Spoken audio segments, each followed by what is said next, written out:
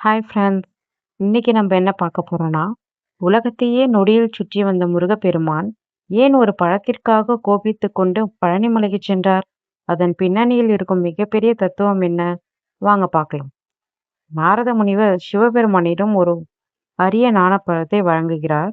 அந்த பழத்தை ஒருவருக்கு மட்டுமே கொடுக்க முடியும் என்ற நிலை. சிவன் தனது இரு மகன்களுக்கும் ஒரு போட்டி வைக்கிறார்.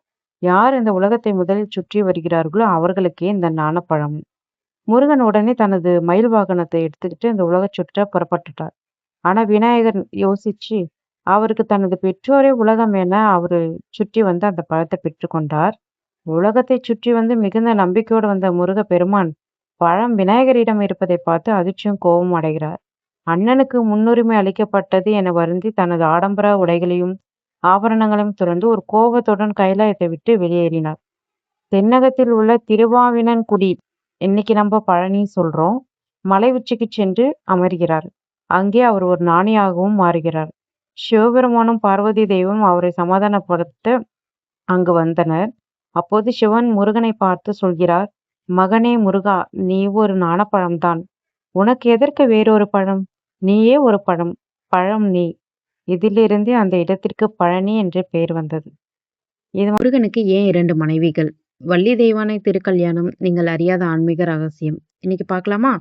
வெற்றிவேல் முருகனுக்கு இருபுறமும் அமைந்திருக்கும் வள்ளி மற்றும் தெய்வானை யார் என்று உங்களுக்கு தெரியுமா?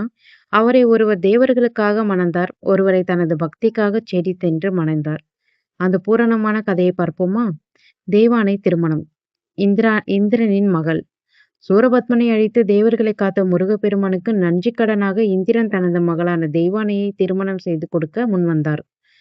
தெய்வானை கிரியாசக்தி, செயலாற்றல் என்று அழைக்கிறார்கள். இது விதிப்படி அமைந்த திருமணம். இது திருப்பரங்குன்றத்தில் நடைபெற்றது.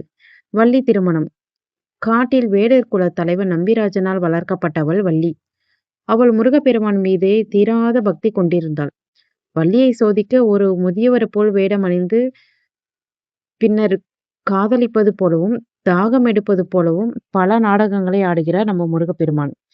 இறுதியில் விநாயகர் யானை உருவில் வந்து வள்ளியை மிரட்ட பயந்து போய் அந்த முதியவரை, அதாவது நம்ம முருகப்பெருமானை அணைத்துக் கொள்கிறாள் வள்ளி.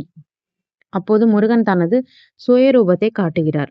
வள்ளி இச்சா சக்தி, ஆசை, பக்தி ஆற்றல் என்று அழைக்கப்படுகிறார்.